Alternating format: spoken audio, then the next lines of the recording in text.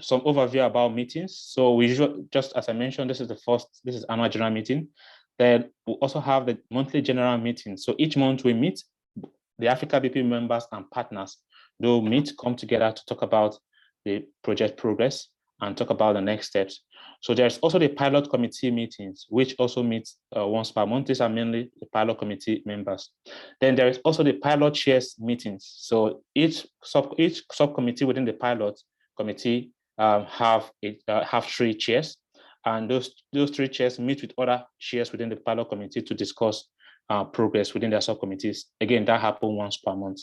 Then those subcommittees and other committees within AfricaBP, for instance, the steering committee, also do meet once per month, depending on the tasks available to deliver. So overall, one of the things we're thinking, again, this is a proposal, it's not yet official. So please, maybe we don't want to quote the first and the second one. So one of the things we are planning to do is to be able to tie what is happening in AfricaBP to existing programs, to existing conservation effort, to existing agricultural efforts, basically. So we're planning that we'll be able to split the AfricaBP genome programs into 3 activities.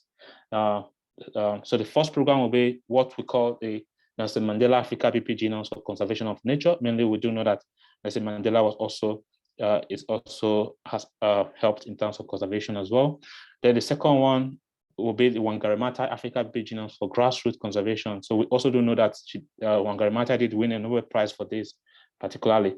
So, and that will focus mainly on plant genomics for Wangari Maathai. Then Nelson Mandela will focus more on animal genomics. So we haven't gotten the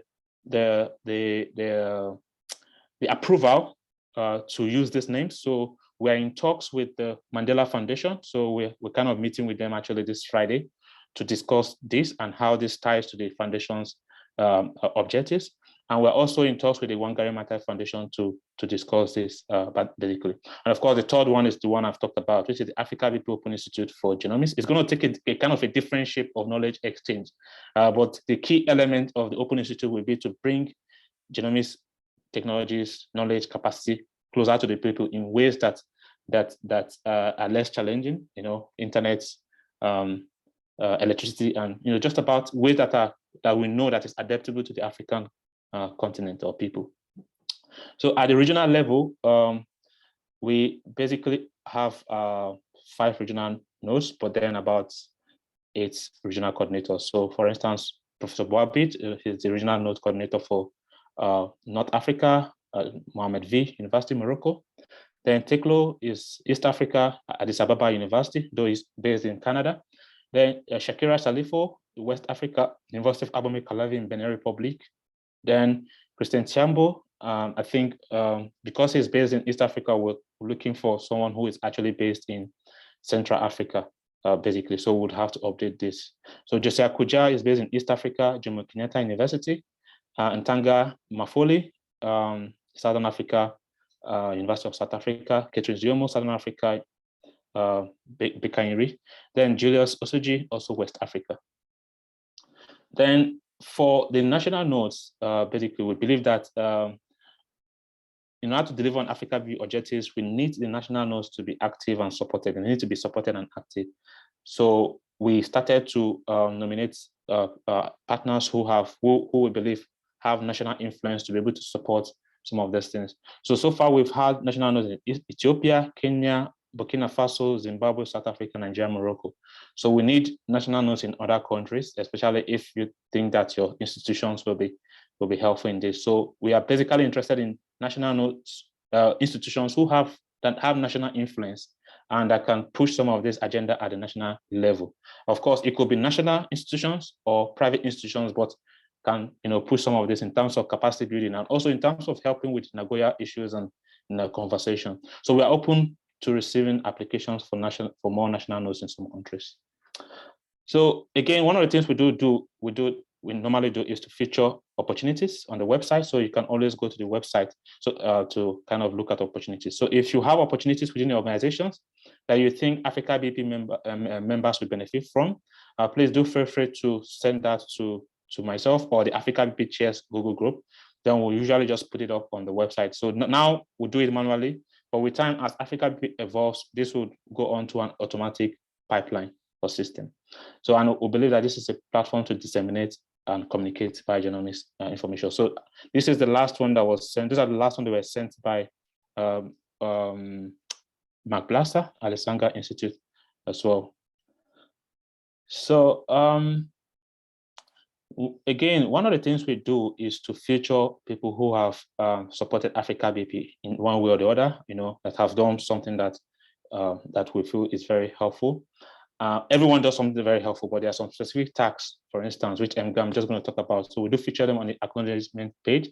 For instance, with the Center for Tropical Livestock Genetics and Health, they are supporting the communication dissemination platforms for this meeting, at least for the next, from now till I think till July. Then afterwards, we'll see if they will be happy to also renew it, mainly the Zoom subscriptions and things like that. For the website, Nkaba Biotech help to develop the website.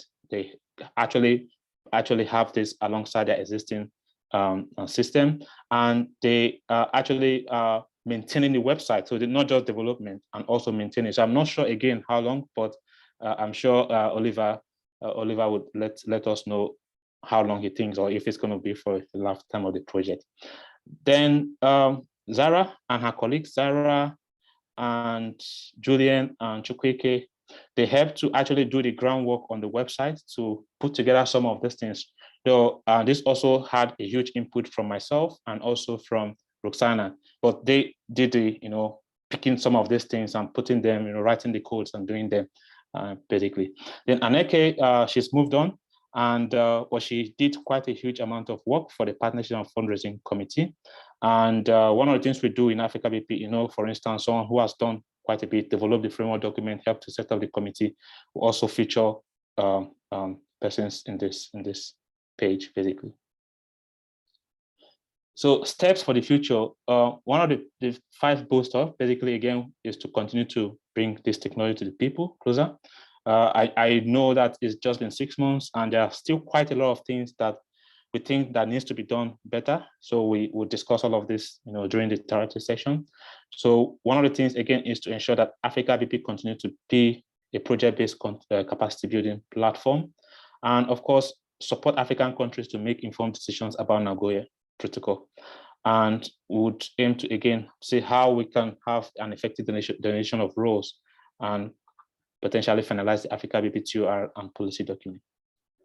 So the biggest challenge in AfricaBP basically is the sample collection aspect, and of course within it is the Nagoya Protocol and so many other things. So the sample collection subcommittee are putting together the TOR document, which I did mention, and also working with the LC committee to actually do this. I must say that this is actually a bit of a challenging part of the project, but some progress have been made in that regard, and I think very soon the subcommittee for the sample collection subcommittee document will be online. So just a bit of a background, mainly to those that weren't in the first meeting. So one of the things, again, we would continue to do is to ensure that we continue to deliver on the project, basically, because just as I mentioned previously, is that we started to work on this as Daisy, and then we moved on and then linked up with the Biogenome project, and working with Anemugai and every other person here. So the idea, again, is to continue to bring communities together, plants and animals genomic community across the continent of Africa, and bring them closer. So just as I mentioned, hello, can you hear me? Yes, we can. Yes. So I think someone just yes, 1 minute. I can hear you. Isidore, are you logging in from the same account? Because you're about to log me out. Is Isidore there?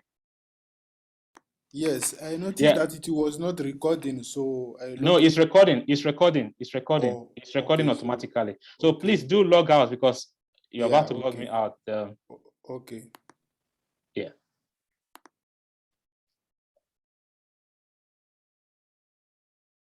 Okay, shall I continue? Yes. All right, so I hope I'm not logged out. All right. Okay, now, yeah. So now I did mention that we potentially have 3 funding mechanisms. So the first one is, again, this is for the benefit of those that weren't here. The first one is to actually leverage on global communities, for instance, the Vertebrate Genome Project, 10KP, and look at species that they aim to sequence or their interest in Africa, and then we'll work together with them to deliver on that. The second one is to leverage on existing projects across Africa, for instance, the Africa Orphan Growth Consortium or other institutions in Africa that have the capacity or they have the financial power to support some of these things, even at the national level or at the local level, or at the national level, is to work with them. And I think that falls within the supplementary funding too. Then we started this process, the supplementary funding 1. Then we are here and identifying institutions gradually. Ultimately, our goal is to come here, the core funding, so which we believe would have to work with very large institutions. So I think maybe tomorrow we'll try to say if we're eligible for the Horizon 2020 funding. We don't know yet, so we'll discuss that basically at the pilot meeting tomorrow. So what is the charge mainly? So I hope that the African scientists must actually, again, continue to lead on this effort. One of the things I'm thinking is that, in 10 years time, 20 years time, we should be able to look back in this era of, sequencing plants, sequencing animals, looking at plants that helps us to cure particular disease from this particular drug to disease. And, looking back and saying that we actually supported and contributed in delivering on these efforts. So taking off, we're working to get a position paper published. As I mentioned previously, it has been very slow, though there's quite a lot of work basically going into it already.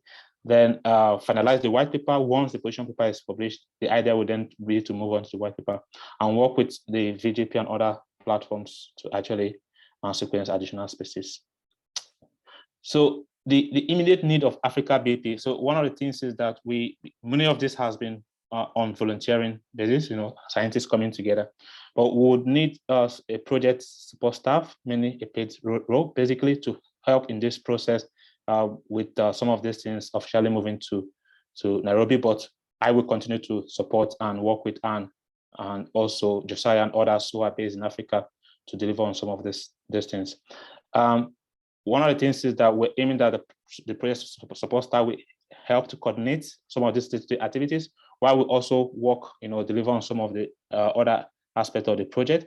So if there's any partner who is happy to do this, even though if it's 6 months, 12 months contracting, that will be very helpful to, I'm sure Anne will basically welcome that in JKUAT.